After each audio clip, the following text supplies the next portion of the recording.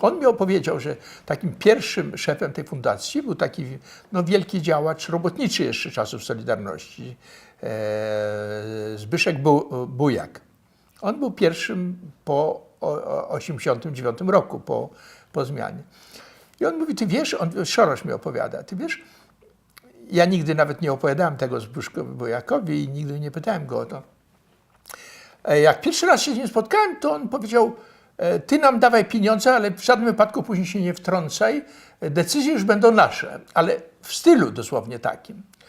I ten Szorosz mówi, trochę mnie to zaskoczyło, bo ja daję pieniądze, ja niczego nie chciałem i nie powiedziałem, jeszcze nie zdążyłem się wtrącić, nie zdążyłem niczego powiedzieć i on mówił takim tonem i w sposób, który wydawał mi się zaskakujący, ale Szorosz miał taką pewną, on miał niewątpliwie słabość też do Zbyszka Pijaka, też ze względu na to, że na robotnicze on miał w sobie w duszy coś lewicowego, nie ulega wątpliwości i ma do dzisiaj, prawda, dlatego prawica go też nienawidzi, wszędzie prawica go nienawidzi.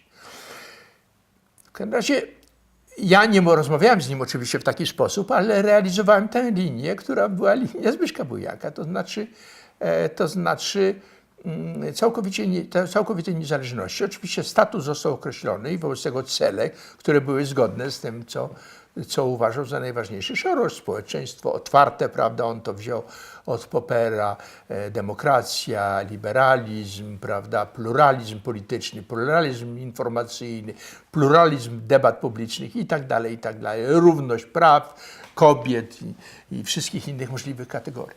Natomiast poza tym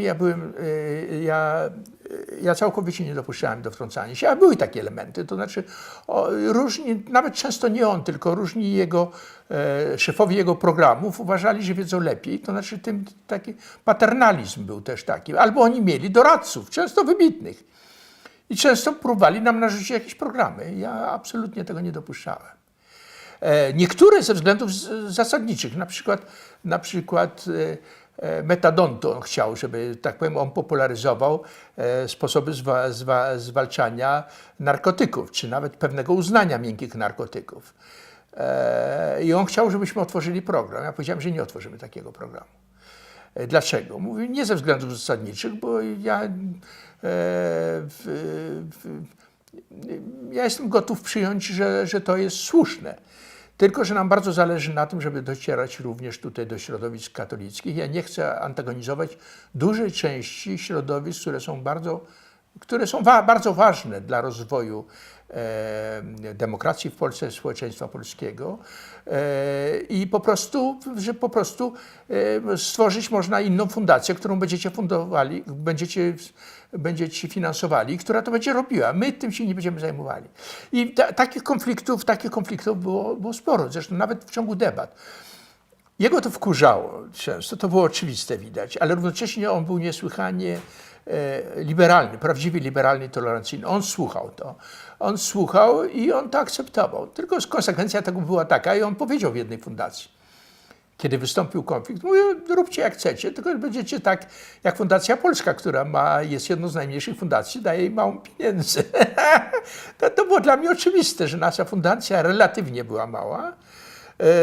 Również dlatego, że on miał poczucie, i on miał taką, to do mnie dochodziło, że my chcemy być od niego całkowicie niezależni, a nawet od niego się oderwać.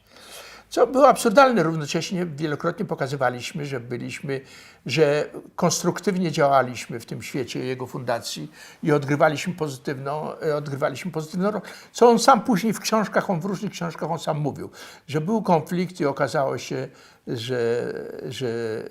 że Alik miał rację, czy Smolar, nie pamiętam jak to nazywał. To znaczy on to przyznawał, tylko w jakimś sensie już po fakcie, to znaczy kiedy jego zainteresowanie fundacjami malało, przenosiło się, że wraz z wejściem zwłaszcza do Unii Europejskiej on uważał, że teraz Europa może płacić, wycofywał się z Europy Środkowo-Wschodniej ale ciągle pozostawał Ukrainie, Rosja, później została jego instytucja wyrzucona z Rosji. Ale później kraje arabskie, Afryka i Stany Zjednoczone. Stawał się coraz bardziej aktywny w samych Stanach Zjednoczonych. Niestety z naszych krajów się wycofywał. My otrzymujemy jakieś środki do dzisiaj na jakieś konkretne programy, prawda? Natomiast to nijak się nie ma do środków, z których korzystaliśmy wówczas i teraz widuję go już bardzo rzadko, prawda?